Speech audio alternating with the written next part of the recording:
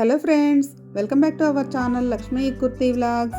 ఈరోజు వీడియోలో చిట్టి గాజుల మాల చూపిస్తున్నానండి. త్వరలో దసరా నవరాత్రులు వస్తున్నాయి కదా. నవరాత్రుల్లో కనకదుర్గ అమ్మవారి పటానికి వేద్దామని చెప్పి ఈ చిట్టి గాజుల మాల తయారు చేశాను. ఇంతకు ముందు కూడా మన ఛానల్లో ఒక వీడియో ఉంది, పెద్ద గాజులతో ఉంది, చిట్టి గాజులతో కూడా ఉంది.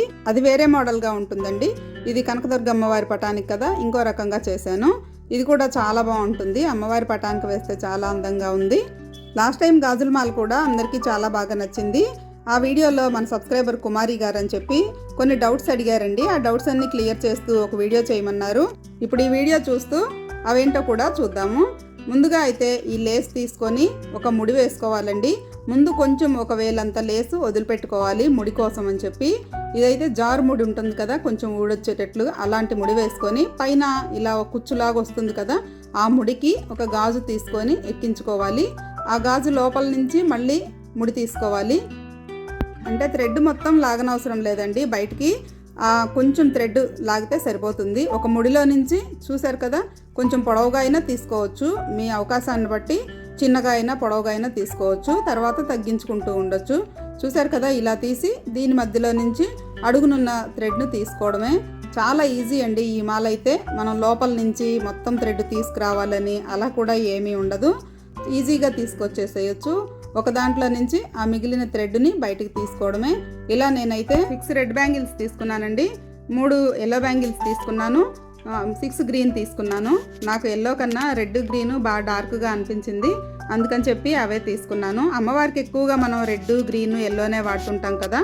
ఇంకా కలర్స్ కూడా ఉంటాయండి. ఈ గాజులు బంచ్ వచ్చేసి 50 రూపీస్ ఉంటుంది, బ్యాంగిల్స్ షాప్లోనే ఉంటాయి.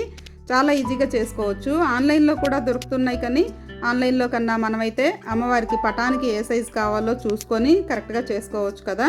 అందుకని చెప్పి నేనే చేసుకుంటాను ఎప్పుడైనా. కానీ ఇప్పుడు కనకదుర్గ అమ్మవారికి చక్కగా ఇవి వేసుకోవచ్చు కదా.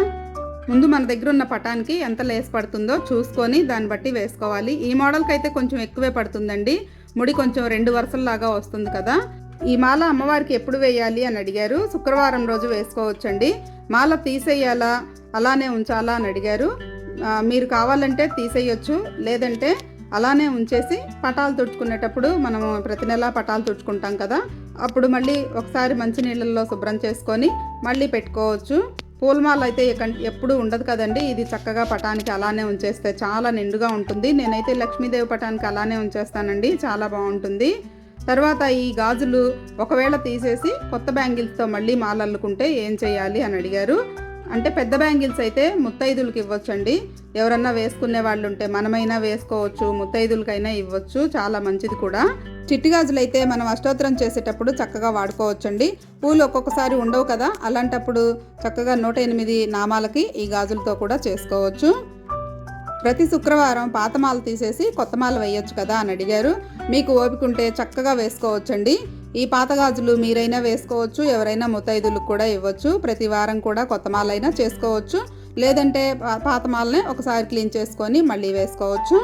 ఎలా అయినా కానీ గాజుల మాల అయితే అమ్మవారికి చాలా మంచిది. ఈసారి చేసేటప్పుడు ఈ మోడల్ చూడండి, అన్ని పటాలకి ఒకటే రకం మాల కాకుండా ఈసారి ఇలా ట్రై చేసి చూడండి, చాలా బాగుంటుంది. అమ్మవారి పటానికి అయితే చాలా నిండుగా ఉంటుంది. చివర్లో కొంచెం లేస్ ఎక్స్ట్రా తీసుకోవాలండి. మొదట్లో చివర్లో కొంచెం ఒక వేలంతా ఎక్స్ట్రా తీసుకొని ముడి వేసుకుంటే పటానికి మేకులు ఉంటాయి కదా, వాటికి తగిలించుకోవచ్చు. అంతా రెడీ అయ్యేటప్పటికి చూసారా గాజుల మాల ఎంత అందంగా ఉందో. మనకి పైనుంచి థ్రెడ్ కూడా ఏం కనపడదండి, ఈ లోపల నుంచే లేస్ కనిపిస్తూ ఉంటుంది, లోపల జడల్లకం లాగా వస్తుందండి. చూసారు కదా, చాలా బాగుంది. అసలు అమ్మవారికి వేసాక కూడా చాలా నిండుగా ఉందండి. ఈసారి మీరు కూడా ఇలా ట్రై చేసి చూడండి. నేను కనకదుర్గ అమ్మవారి పటం పెద్దదని చెప్పి రేపు నవరాత్రుల్లో అమ్మవారి పటం పూజలో పెట్టుకుంటాను వేయడానికని ఇలా పెద్దమాల చేశాను. మనం పెద్దమాల వేయనప్పుడు చక్కగా చిన్న పటానికి అయితే 2 వరుసల్లో కూడా వేసుకోవచ్చు. ఈ లేసు షైనింగ్ ఉంటుంది కదా, దానివల్ల బ్యాక్ సైడ్ కూడా చాలా అందంగా ఉంది మాల అయితే. మీరు కావాలంటే ఈ లేస్ బదులు ఊలైనా తీసుకోవచ్చు. నేను అమ్మవారి పటానికి కూడా పెట్టి చూపిస్తున్నాను. చూశారు కదా, దసరా నవరాత్రులకి చక్కగా అమ్మవారికి చిట్టి గాజుల మాల రెడీ అయిపోయింది. చాలా బాగుందండి వేసిన తర్వాత. మీరు కూడా ఇలా ట్రై చేసి చూడండి. ఈ వీడియో మీకు నచ్చినట్లయితే తప్పకుండా లైక్ చేయండి. ఛానల్ ఫస్ట్ టైం చూస్తున్నట్లయితే సబ్స్క్రైబ్ చేసుకోండి. మరో వీడియోతో మళ్ళీ కలుద్దాం. Thank you.